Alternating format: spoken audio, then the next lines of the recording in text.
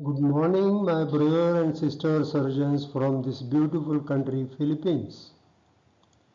I am thankful to Professor Raymond and all other office bearers of the Philippines Association of Surgeons for giving me this opportunity to share with you my globally accepted new concepts and my revolutionary operation technique based on those new concepts.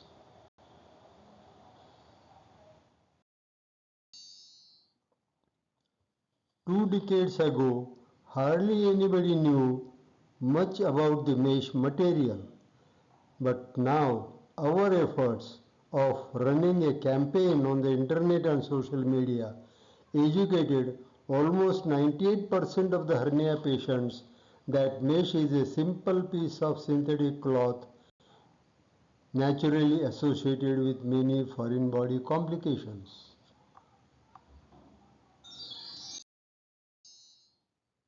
Dr. Desarda's repair for inguinal hernia. This is based on the new concepts of physiology of inguinal canal that prevent hernia formation. Do we need to change today's trends in groin hernia surgery in context with tension-free and mesh-free Desarda repair? That is the main subject. My answer is always use this repair because it gives complete cure without any foreign body. It is tension-free, recurrence-free, and with the lowest rate of complications. You repair hernia with continuous absorbable sutures, a thing never imagined till today. It is a very simple physiological repair, easy to learn and follow, and can be done on outdoor basis under local anesthesia and with fast recovery. This repair is now followed by many surgeons in many countries.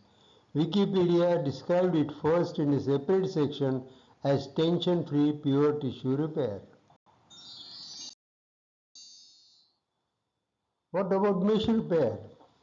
Mesh is a simple piece of synthetic cloth prepared from polypropylene or polyester. Would you accept its routine use in all the cases? Ideally not. You are extremely cautious not to forget a swab inside body during any surgery. Then how you are stitching a swab-like piece of cloth inside the body in mesh repairs, leaving patients to his own fate. What we are doing today is right. Why not mesh repair? Mesh is a foreign body, is known to everyone. Millions of microabscesses are formed and dense fibrous tissue is laid down in inguinal canal is also known to everyone. That distorts anatomy, atrophies muscles, nerves, vas and vessels get engulfed and affected. There are complications like pain, infection, testicular atrophy, sinus formation, recurrence and many more. These all complications are also known to everyone and still mesh is routinely used in all inguinal hernia repairs. Why? Why not laparoscopic repair also? All complications of mesh are present in laparoscopic repairs also. In fact, these complications carry high risk because mesh is stitched inside the abdomen, preperitoneal. Additional complications are internal oozing, risk of general anesthesia, abdominal inflation with gas, nerve damage, traumato-viscera, trocar hernia, recurrences and many more. You can imagine what would happen to vas and testicular vessels due to mesh fibrosis because mesh is directly spread on these vas and vessels. Thus you know that mesh is not 100% safe to body for its routine use in all the cases. Lab repair carry higher risk and requires extreme skills to give excellent results. Many patients' life worldwide might be getting affected by unscrupulous use of endoscopes by inadequately trained surgeons. Imagine the fate of millions of patients operated in remote places by many surgeons with low quality mesh without any standards. Pharma companies will not bother for patients, but you must bother for your patients. Surgical fraternity thrives for 100% safety and cure and no major complications in every surgery. Then how we have accepted mesh repairs in spite of its morbidity and complications and continue to use open or lap mesh repairs. This is all done by strong financial giants of mesh and endoscope manufacturing companies by perfect marketing at all levels and by all means. Product costing less than €1 is being sold at 100 to €1,000, making huge profits. Any company will market this product by all means, maybe ethical or unethical. Lies, damn lies, and medical science. Much of what medical researchers conclude in their studies is misleading, exaggerated, or wrong. So why doctors are carrying this misinformation in their everyday practice? Dr. John was interviewed by David H. Friedman. Bill Moyer interviews Melody Peterson on CNN TV. In her newest book, Our Daily Mates, she describes drug makers as an industry whose core drive is profit. Melody says, I actually thought that there is a lot of science. That is what they tell the public. But as I started to follow their daily activities and talk to executives, I learned that really it was marketing that drove them to earn more profits without bothering much for the patient safety. With their hold of cash, the companies have readily handed money to patient groups, hospitals, universities, medical schools, physician societies, government agencies, and just about any organization they want on their side. The industry cash-filled coffers have a strong hold on medical science. Similar is the story seen with mesh and endoscope manufacturing companies. What is their marketing magic? Control publishing houses and publish repeatedly similar articles through various doctors claiming mesh repair is the best. Control conferences and make leading doctors to present how mesh repair is the best. Start CME in conferences and make it compulsory to attend to postgraduate students and then hammer on to their mind same thing again, how mesh repair is the best. Come out with new products of mesh and again send leading doctors to various seminars to show how mesh repair is the best. Advantage of faith posed by trainee doctors and students in their teachers is exploited. Repeated presentations are made in conferences. Repeated publications are made in magazine journals.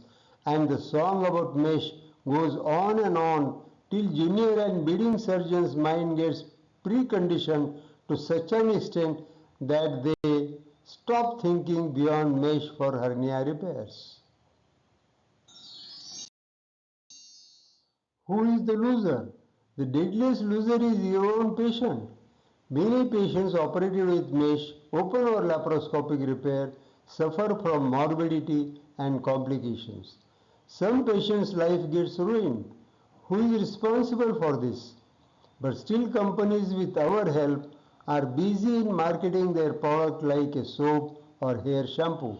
Every time coming out with a new variant of the same synthetic cloth like mesh, then mesh and plug, then PHS, then heavyweight, then lightweight, then small pore, then large pore, etc. etc. Who is the winner? And the winner is mesh manufacturing company that silently pocket millions of dollars profit every year from all over the world. And what about doctors who are catalytic agents with whose help companies are making huge profits get? Nothing. Or a tour abroad or in India. That's it. It's my guess. Our prestigious organizations have all given our platform to them and made them financially giant. But still we doctors have to bargain with them about selling stalls or getting advertisements or sponsorships. Let us all stop this immediately. Let us act today itself, and the first step towards this will be to listen to what my research is about, the new theories of hernia formation, and my new operation technique. And to achieve this, let us understand the etiology of inguinal canal. We claim that old concepts that prevent inguinal hernia formation described in the textbooks are not at all true. 1. Strength of transversal fascia described in every textbook is not true. The transversal fascia do not have any strength and it cannot give any protection because it is paper thin. It is just an extension of the end-abdominal fascia. 2. Obliquity of the inguinal canal is not true because the spermatic cord is lying throughout its course on the posterior wall alone. It does not pierce any muscle as stated in all the textbooks. Every individual with high arch or patent process vaginalis do not develop hernia. 4. Shutter mechanism is also not true because repeated acts of crying does not increase the incidence of hernia in newborn babies in spite of the almost absent obliquity of inguinal canal or shutter mechanism. Shutter mechanism at internal ring says medial border of the internal ring is pulled upwards laterally to close the internal ring, and shutter mechanism at canal says oblique fibers of the muscle arch are moved down and medially to go close to the inguinal ligament. This opposite movement of the same muscle cannot be accepted. 5. Those concepts that are said to prevent herniation are not at all restored in the traditional techniques of inguinal hernia repair, and yet 70 to 98% of patients are cured. So these are not the real factors that prevent hernia formation. Then what are the real factors that prevent hernia formation? Aponeurotic extensions from the transversus abdominis aponeurotic arch in the posterior wall is the real factor that prevents hernia formation in the normal individuals. This is posterior view of the pelvis. You can see these are all aponeurotic extensions coming from the transversus abdominis aponeurotic arch and going and getting inserted on the iliopubic tract, thus giving protection against the inguinal hernia as well as the femoral hernias. Posterior wall is very important structure. This posterior wall is not composed of one layer of transversal fascia as is described in all the textbooks, but it is composed of two layers. One is transversal fascia behind and two is aponeurotic extensions in front of it. The strength of the posterior wall is directly related to the number of aponeurotic fibers it contains and not to the strength of the transversal fascia. The aponeurotic extensions give mechanical strength to the posterior wall to resist internal abdominal blows and prevent hernia formation. This is linear picture cross section of the inguinal canal. See, this posterior wall is relaxed when there is no action, and the inside shows aponeurotic extensions in front and transversal fascia behind.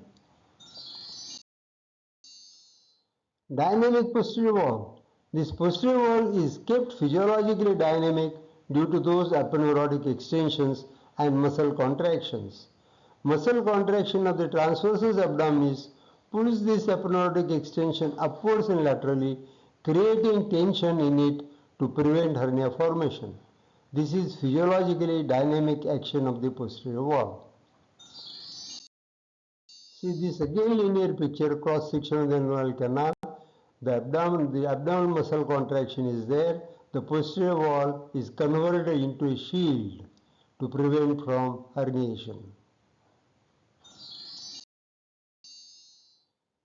Dynamic posterior wall. This tension in the posterior wall is created in gradation as per the force of contraction of the muscles. And the force of contraction of the muscles changes as per the force of the internal abdominal blow. This is important physiological phenomenon. The posterior wall plays an important role in the prevention of hernia formation, not only because of its mechanical strength, but also because of its dynamic nature. Such a physiologically dynamic and strong posterior wall is needed to be constructed to give 100% cure from the inguinal hernias.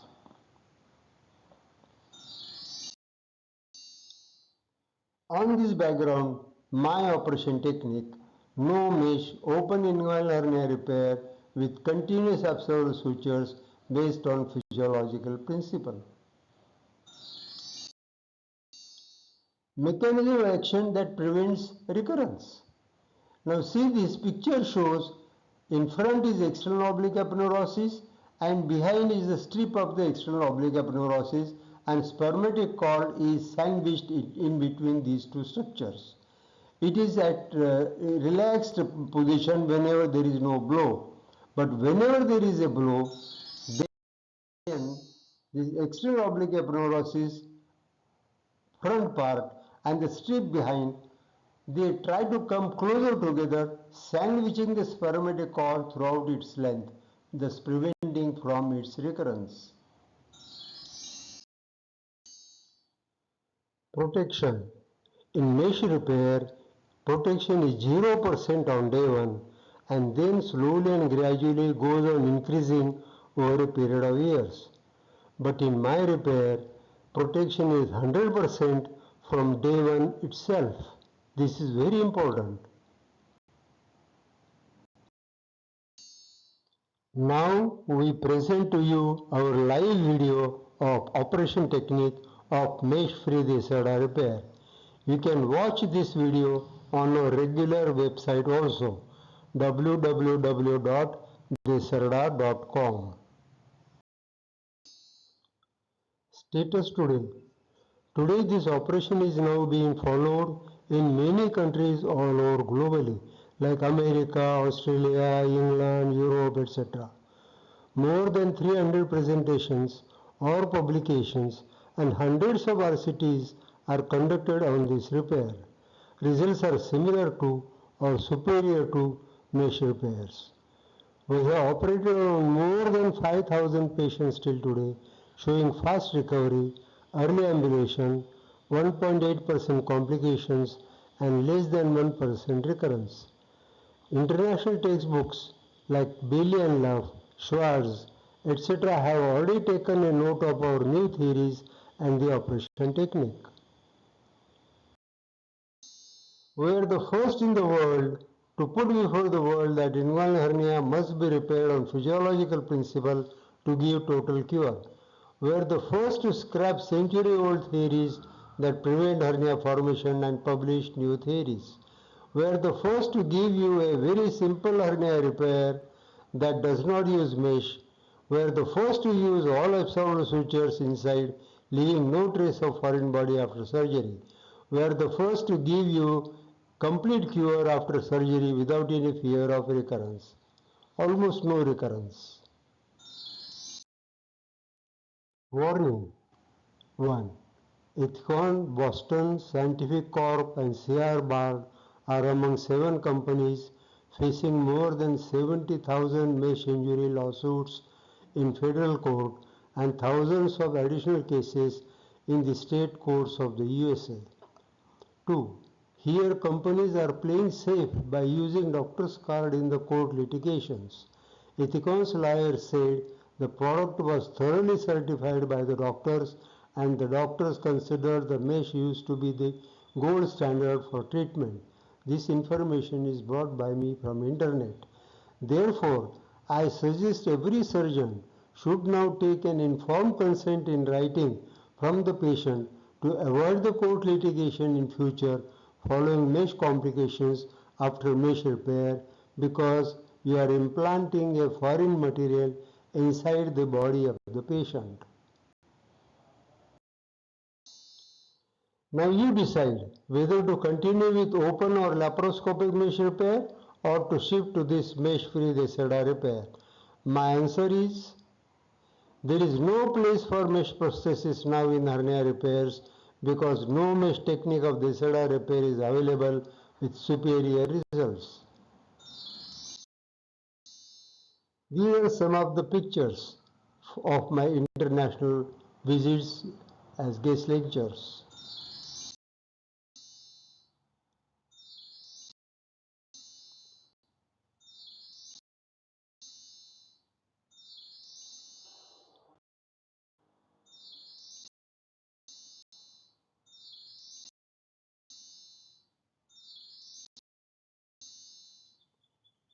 Thank you.